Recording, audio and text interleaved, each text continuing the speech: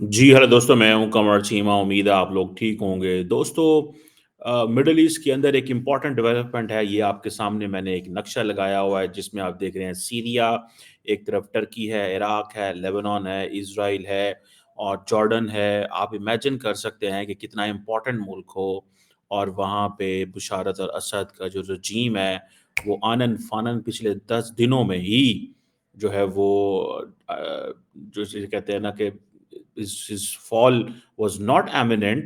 Nobody could even imagine कि इसका regime जो है वो गिर जाएगा, but somewhere it couldn't survive. आपको मैं बताता चलूँ कि जो बशारत अल-असद के जो वालिद थे हाफ़िज़ अल-असद, उन्होंने 1970 से लेके 1970 से लेके 2000 तक रूल किया।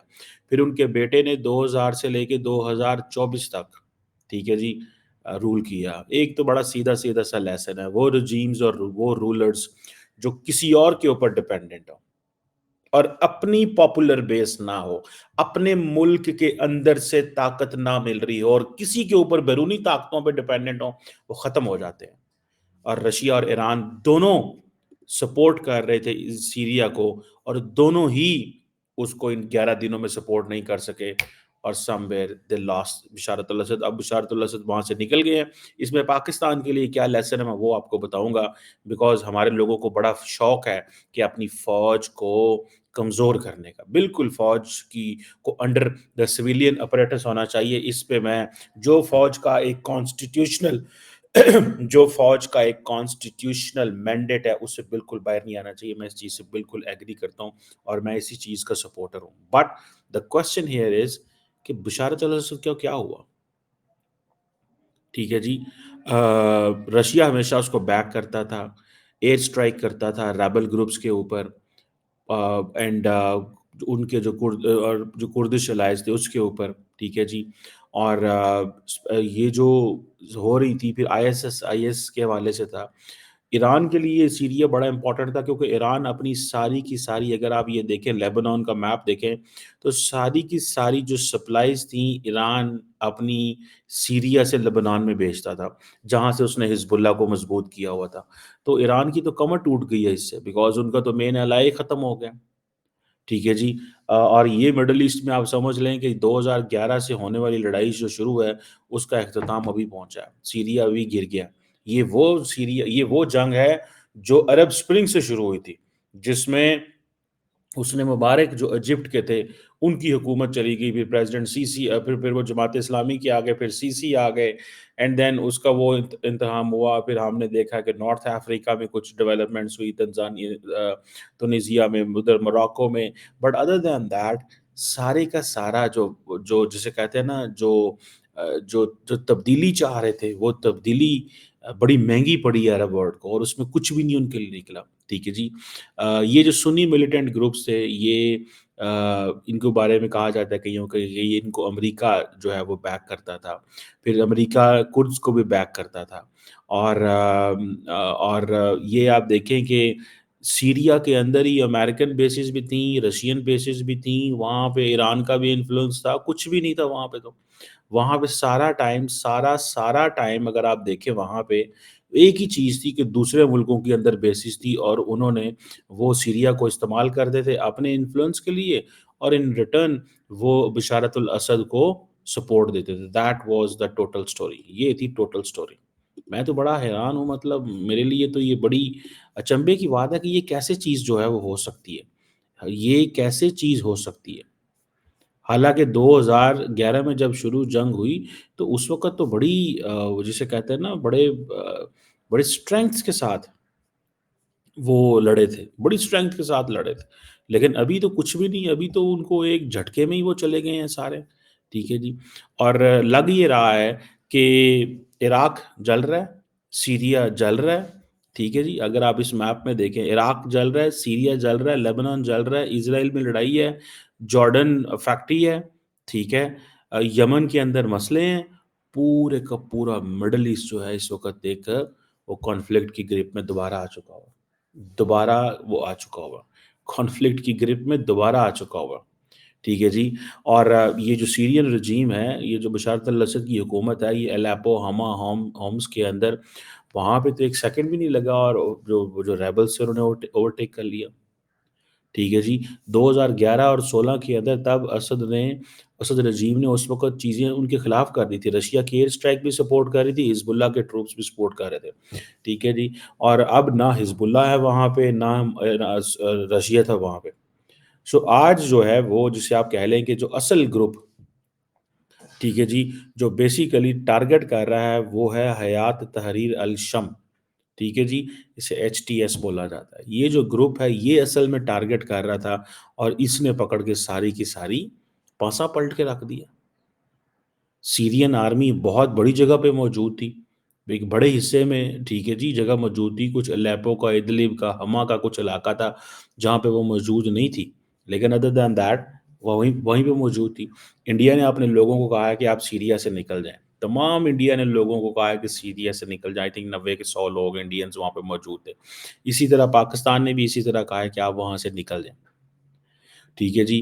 اب سیرین آرمی جو تھی وہ لوگوں کے اندر کوئی محبت, اس کا وہ جذبہ نہیں تھا. یہ دیکھیں, یہ پاکستان میں آج کل یہ باتیں کی جا رہی ہیں کہ جی پاکستان کی جو فوج ہے اس کی عوام کے اندر کوئی محبت تھوڑی ہے, عوام اس سے کوئی پیار تھوڑی کرتے ہیں کیونکہ وہ تو سیاست میں انوالو ہیں. اب سیرین آرمی کے بارے میں بات کی جا رہی ہے, جی وہ تو بہت, جی وہ کوئی اچھی نہیں تھی, وہ ٹیرر اینڈ فیئر تھا ان کا. ٹھیک ہے نا جی, یہ کوشچن تھے.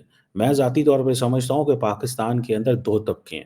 ایک طبقہ وہ ہے جو فوج کی سیاسی مداخلت کے خلاف ہے, اور ایک طبقہ وہ ہے جو فوج کی سیاسی مداخلت چاہتا ہے. عمران خان کی پارٹی یہ چاہتی ہے کہ فوج کی سیاسی مداخلت جو ہے وہ ہو, لیکن ہمارے لیے ہو, اپوزیشن کے لیے نہ ہو. یہ کوئی بھی نہیں کہتا کہ فوج کی پاکستان میں سیاسی مداخلت اس طرح نہ ہو. تھوڑے بہت ہر بندہ اس سپورٹ کا فائدہ اٹھانا چاہتا ہے, لیکن لارجلی پاکستان کے اندر فوج کو کمزور کرنے کی باتیں کی جا رہی ہیں کہ فوج کو کمزور کرو, فوج کا کنٹرول کمزور کرو, فوج جو ہے وہ. یہ دیکھیں, دو چیزیں ہیں اس وقت. پاکستان کس سے لڑ رہا ہے؟ TTP سے لڑ رہا ہے, بلوچ ملیٹنٹ آرگنائزیشن سے لڑ رہا ہے. یہ دو میجر تھریٹ ہیں آپ کے. ٹھیک ہے, یہ فیتھ بیسڈ ملیٹنٹس ہیں, ایتھنک ملیٹنٹس ہیں, ان سے کنٹینیوس لڑائی ہو رہی ہے. اب کوشچن یہ ہے کہ ان کو کون فنڈنگ کر رہا ہے, کہاں سے پیسے آ رہے ہیں, کیوں پاکستان کو ڈیسٹیبل. اب میں ابھی گوادر گیا ہوا تھا, میں اور ہمارا گیا ہوا تھا, میں سارے علاقے دیکھ آیا ہوں وہاں پہ. ٹرسٹ می میں آپ کو مزے کی بات بتا دوں, ٹرسٹ می, اتنا خوبصورت علاقے ہیں وہ. بلو بیچ, گرین بیچ, اتنے زبردست علاقے ہیں, لیکن وہاں پہ لالسنس ہے. اور لوگ نہیں چاہتے کہ وہاں پہ چیزیں ٹھیک ہوں. اور کیوں نہیں چاہتے؟ اسی لیے نہیں چاہتے کہ اگر چیزیں ٹھیک ہوگی خوشحالی آئے گی. سو انگیج کر کے رکھو پاکستان کو, پاکستان بزی, تاکہ وہاں پہ اکنامک ریوائول نہ ہو سکے. سو یہ چیز ہے. لیکن اگر پاکستان کے اندر ایک مضبوط ڈیموکریٹک گورنمنٹ ہو, اس کے پیچھے فوج کھڑی ہو, اور کہیں باہر سے لیجیٹمیسی نہ لینی پڑے, تو کوئی پریشانی نہیں ہے. اب بشارت الاسد کا یہ تھا کہ اس کی سوویت سٹائل ملٹری تھی, اس کی سپلائی اور لاجسٹک میں مسئلے تھے. ٹھیک ہے جی. جو سیریا تھا وہ سننے میں آیا کہ ریسنٹلی وہ ڈرگ سپلائی کرتے تھے. ٹھیک ہے جی. تاکہ اپنے نظام کو چلا سکیں, یہ بھی باتیں پتہ چل رہی تھی. اور اپنی جسے کہتے ہیں نا, حالانکہ اس نے اپنی 50% سیلریز بھی بڑھائی تھی. ٹھیک ہے جی. تاکہ لوگوں کے مورال کو انہینس کیا جا سکے. دس از واٹ ہی ڈڈ, تاکہ لوگ لڑیں, لیکن وہ کسی کام کی چیزیں نہیں آئیں. رشیا جو ہے وہ اپنی چیزوں, وہ جب دیکھیں, کوشچن یہ ہے کہ جب آپ خود مصروف ہو جائیں, تو پھر آپ نے کیا کرنا ہے اور کیا نہیں کرنا. اب یہ جو لڑائی تھی بیسیکلی, یہ جو ایک خاص قسم کا جو گروپ جسے کہتے ہیں نا کہ جو لڑ رہا تھا سیرین اتھارٹیز کے ساتھ, یہ حیات تحریر الشام, یہ بیسیکلی القاعدہ سے ہی ڈرائیو ہوا تھا. ٹھیک ہے, القاعدہ ہی اس کو سے آپ سمجھیں کہ وہاں سے نکلا یہ, اور وہ ایک چیز تھی. سو مجھے تو بڑی حیرانگی ہوتی ہے اس چیز کو جانتے ہوئے اور دیکھتے ہوئے کہ یہ کیا ہو رہا ہے. What has happened, how will this work, کیسے یہ ورک کرے گا, یہ کیسے ورک کرے گا, مجھے تو اس چیز کی سمجھ نہیں آتی. ٹھیک ہے, کہ ایک طرف آپ دیکھتے ہیں کہ جو سیرینز ہیں they they are dependent on the world, they have been dependent on the world. مجھے یورپ جانے کا اتفاق ہوا، فرانس میں، ادھر ادھر میں نے دیکھا کہ لوگ مانگنے والے بہت تھے. تو میں نے پوچھا وہاں سے دوستوں سے، میں نے کہا یار یہ مانگنے والے، اور انہوں نے برقعے پہنے ہوئے ہیں، لباس وہ ظاہری بات ہے گورے نہیں تھے، پتہ چل جاتا تھا کہ عربی لباس پہنے ہوئے تھے. تو میں نے کہا جی یہ کیوں ایسے، ایسے کیسے یہ ممکن ہے، یہ کیسے ہوتا ہے، یہ کیا، یہ کہاں سے آئے ہیں؟ انہوں نے کہا جی سیریا کی جنگ کی وجہ سے یہ سارے کے سارے لوگ وہاں سے بھاگ آئے ہیں، انہوں نے ڈنکیاں لگائیں اور ڈنکیاں لگا کے یہ یہاں پہ آ گئے. That's the story. اسٹوری یہ ہے. اچھا میرے لیے بڑا تھا، میں نے کہا یار یہ اگر یہ یہاں پہ آ گئے ہیں تو مطلب how come they are going to make their way, مطلب کیسے اپنی چیزیں جو ہیں وہ کرنے جائیں گے، یہ کیسے اپنے آپ کو مینج کریں گے، یا کیسے اپنے آپ کو کریں گے. مجھے نہیں، آئی کوڈنٹ میں اس چیز کو گریب ہی نہیں کر سکا. میں اس چیز کو گریب ہی نہیں کر سکا کہ یہ ہو کیا رہا ہے، اور یہ کیسے اتنی بڑی تعداد میں لوگ سیریا میں بیٹھے ہوئے ہیں. آپ ٹھیک ہے، سیریا سے آ کے بیٹھے ہیں اور مانگ رہے ہیں، تو وہ ان لوگوں کی تو چیخیں نکل رہی تھی. ٹھیک ہے جی. اب یہ جو کانفلکٹ 2011 سے شروع ہوا، آج یہ کانفلکٹ جو ہے وہ اپنے کنکلوژن کو آلموسٹ پہنچ رہا ہے. اب ایک ظاہری بات ہے ٹرانزیشن ہوگی، اور وہ جو ٹرانزیشن ہے وہ کہاں پہ ہوگی، کیسے ہوگی. ٹھیک ہے جی. کس حد تک لڑیں گے، کیا کریں گے، کیسے، کیونکہ ابھی تک جو سیریا کے پرائم منسٹر ہیں وہ کہہ رہے ہیں کہ میں حکومت کو ٹرانسفر کرنا چاہتا ہوں. ایران کی کمر ٹوٹ گئی ہے، کیونکہ ایران کا حزب اللہ یہاں پہ لڑتا تھا، وہ لڑتے تھے، اور وہ کیونکہ جو زینبیون اینڈ فاطمیون جو گروپ بنے ہوئے تھے وہ یہاں پہ لڑتے تھے. ٹھیک ہے. یہ گروپ جو ایران نے ریکروٹ کیے تھے پورے عالم اسلام سے، جو شیعہ جو تھے ان کو وہاں سے ریکروٹ کیا گیا تھا. سننے میں آتا ہے کہ انڈیا اور پاکستان سے بھی لوگوں کو ریکروٹ کیا گیا تھا سیریا میں جنگ لڑنے کے لیے. حزب اللہ ان کو سپورٹ کرتی تھی، ہیلپ کرتی تھی، ایران انہیں سپورٹ کرتا تھا، IRGC انہیں سپورٹ کرتی تھی. سو یہ جو ایک چیز ہے، مجھے تو when I look at this I find this very strange کہ اب حزب اللہ کے حسن نصر اللہ مارے گئے، لیڈرشپ ماری گئی، ایران کمزور ہو گیا، سیریا ہاتھ سے نکل گیا، لیبنان تک وہ پہنچ نہیں پائیں گے، اینڈ امریکہ اور اسرائیل کے جو فٹ پرنٹس ہیں وہ اور مزید زیادہ مضبوط ہو گئے. اب وہ سیریا کے اندر اپنی مرضی سے چیزیں لے کے آئیں گے. ٹھیک ہے. گو کہ امریکہ کہتا ہے کہ ہماری جو سیریا کے اندر بیسز موجود ہیں وہ صرف اور صرف القاعدہ ایفیلیٹڈ جو گروپس ہیں ان سے لڑنے کے لیے، اور کسی سے لڑنے کے لیے نہیں ہے. کیونکہ رشین ایئر پاور بڑا ہیلپ کرتی تھی، اب وہ رشین ایئر پاور ہیلپ کوئی نہیں کی. حزب اللہ ہیلپ کرتی تھی، اب وہ ہیلپ نہیں کرتی وہاں پہ. سو یہ چیز جو ہے یہ ہمیں بتاتی ہے کہ ایک سیریا جو ہے یہ بڑا عجیب قسم کا جو ہے وہ پلیس ہے. اب یہاں پہ جو ریبلز ہیں، ٹھیک ہے جی، اس میں امریکہ کہتا ہے جی کہ ہمارا ان ریبل سے کوئی تعلق نہیں ہے، جو کہ حیات تحریر الشام. لیکن ایران کہتا ہے کہ یہ جو حیات تحریر الشام ہے اس کو بیسیکلی امریکن سپورٹ کر دیا. نو حیات تحریر الشام جو ہے یہ بیسیکلی القاعدہ کی ایفیلیٹڈ ایک برانچ ہے، جو کہ جبہت النصرہ، جو کہ اٹ واز این القاعدہ کی ایفیلیٹڈ ایک جبہت النصرہ تھا. جبہت النصرہ سے آگے پھر ایک جو ہے ایک مزید ریبل گروپ بن گیا یہ والا. ٹھیک ہے جی، حیات تحریر الشام. ٹھیک ہے جی. یہ آپ دیکھیں کیسے کیسے چیزیں جو ہیں وہ چینج ہوئیں. اب یہ کہا جاتا ہے کہ یہ جو حیات تحریر الشام جو ہے اس کے جو لیڈر ہوا ہوتے تھے ابھی بھی ہیں، محمد الجولانی، جو کہ 5 سال امریکہ کی جیل میں رہے ہیں. ٹھیک ہے جی. وہ اور امریکہ کے خلاف لڑتے رہے ہیں. ان کے سر پہ 10 سال کی ایڈ بونی آئی تھی، لیکن somewhere I think he was released. ٹھیک ہے جی. بٹ اینی ہاؤ سیرین جو گورنمنٹ ہے وہ تو ختم ہو گئی، سچویشن ساری کلیئر ہو گئی. اب دیکھنا یہ ہے کہ ISIS القاعدہ اور یہ ان کے بہت سارے جو ایفیلیٹس ہیں، یہ جو خاص طور جس پہ HTS کہا جاتا ہے، یہ کیسے چیزوں کو لیتے ہیں. کیا اسلامک آئیڈیالوجی آئے گی وہاں پہ، کیا ہوگا، کس طرح چیزیں ہوں گی، it's yet to be decided. It's yet to be decided کہ یہ چیزیں کیسے ہوں گی. اور اگر یہ دیز اسلامسٹ کم، اگر یہ ریبلز آ جاتے ہیں تو پھر تو آپ سمجھ لیں کہ کیا القاعدہ گورنمنٹ بنانے جا رہی ہے؟ کیا جبہت النصرہ گورنمنٹ بنانے جا رہی ہے؟ یہ سوال ہے کہ نہیں؟ کیا القاعدہ کی یا حیات تحریر الشام یہ گورنمنٹ بنانے جا رہے ہیں؟ ہو آر دے؟ کیا یہ گورنمنٹ بنائیں گے؟ اور کس طرح بنائیں گے؟ کون سی آئیڈیالوجی کو امپلیمنٹ کریں گے؟ سو ہم مسلمان جو ہے نا، مسلمان ممالک they have been showing a very poor shape. Afghanistan میں طالبان ہے، بڑی مشکل میں ڈالا ہوا انہوں نے، ٹھیک ہے، وہ انہوں نے بڑی مشکل میں چیزوں کو ڈالا ہوا ہے، وہ ایک نئی شکل میں لوگ سامنے آئے ہیں، لوگ ڈرتے ہیں ان سے، پاکستان میں بھی لوگ ڈرتے ہیں، یہ پاکستان آگے تو کیا ہوگا، ٹھیک ہے۔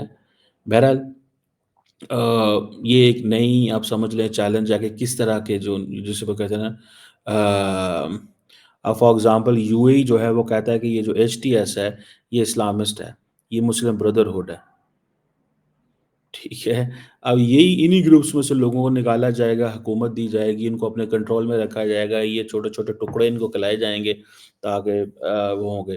پھر وہاں پہ کردز بھی موجود ہیں، ٹھیک ہے جی، سیرین نیشنل آرمی جو ہے ان کے مقابلے میں کرز بھی تھے، یہ جن کو یہ ایک سمجھ لیں ٹرکی جو ہے وہ بھی ان کو سپورٹ کرتا رہا تھا۔ سو یہ ایک ٹرکی کا جو کہا جاتا ہے کہ آ، آ، ٹرکی بیسیکلی چاہتا یہ تھا کہ جو کردش ڈومینیٹڈ جگہیں ہیں، ٹھیک ہے جی، وہ سم ویئر ہمارے مقابلے میں اس طرح نہ کھڑے ہوں، because there is a Kurdish population in Turkey as well, because so یہ ٹرکی کو اس حوالے سے چیلنج رہتا ہے ہمیشہ، کردش جو گروپ ہے، سو جو کردش ملٹری ہے اور اس کی جو پراکسیز ہے وہ وہ اکثر جو ہے وہ ان کی لڑائیاں چلتی رہتی تھی۔ سو یہ آپ دیکھیں کہ ایک فس ہے جو کریٹ ہو گیا۔ میں دیکھ رہا تھا کل ڈونلڈ ٹرمپ جو ہے سننے میں آ رہا ہے کہ مڈل ایسٹ میں امن کے لیے بڑا کام کر رہے ہیں، بٹ آن دا کنٹریری وہ فرانس میں کل انہوں نے یوکرینین پریزیڈنٹ زیلنسکی سے بھی ملاقات کی ہے، سننے میں آ رہا ہے کہ حلف لینے سے پہلے وہ پیس چاہتے ہیں، he wants to manage things, he wants to manage thing, کیسے مینیج کریں گے، کیا مینیج کریں گے، ٹھیک ہے جی، it's still important but for the Trump administration it's a challenge. امریکہ کے 900 ملٹری پرسنل ہیں، اسی لیے ٹرمپ کہتے تھے کہ امریکہ اس جنگ میں نہیں جائے گا، جو کچھ ہو رہا ہے ہونے دو، ہم باہر سے بیٹھ کے دیکھیں گے۔ اب یہ تلسی گیبرڈ ہیں جو کہ ڈائریکٹر نیشنل انٹیلیجنس ہیں، سننے میں آیا ہے کہ وہ 2017 میں ایک دفعہ اس وقت اسد سے ملی تھی، ٹھیک ہے جی۔ So let's see how it goes and how it ends, but this is a big challenge for everyone in the Middle East, everyone may be winner but Syrian people are loser because Syrian people have been fighting since 2001 اور آج حکومت بنی، کب نیا ملک ہوگا، کب تعمیر ہوگی وہاں پہ، کب کنسٹرکشن ہوگی، کیا ہوگا، عجیب چیز ہے۔ اور انڈیا نے آپ کو پتہ ہے اپنے لوگوں کو کہا وہاں سے نکل جاؤ، بڑی تعداد میں تو نہیں ہے لیکن I think Indians must be doing the business, وہ وہاں پہ کوئی نہ کوئی کاروبار کر رہے ہوں گے، because Indians are known for the business, وہ اپنے کاروبار کی وجہ سے ہی مشہور ہیں۔ سو وہ کوئی نہ کوئی وہاں پہ تیل کا یہ وہ آگے پیچھے کام کر رہے ہوں گے، اپنی ایمبیسی سے رابطے میں ہوں گے، and let's see by the way Indians are everywhere in every country, آپ دنیا میں کسی جگہ بھی چلے جائیں، بہاماس چلے جائیں، جہاں بھی چلے جائیں، آپ کو انڈین ضرور ملیں گے کوئی نہ کوئی تعداد میں، because they have the courage to be anywhere, to do business, to work, to develop relations, they have that courage، ماننا اس چیز کو پڑے گا۔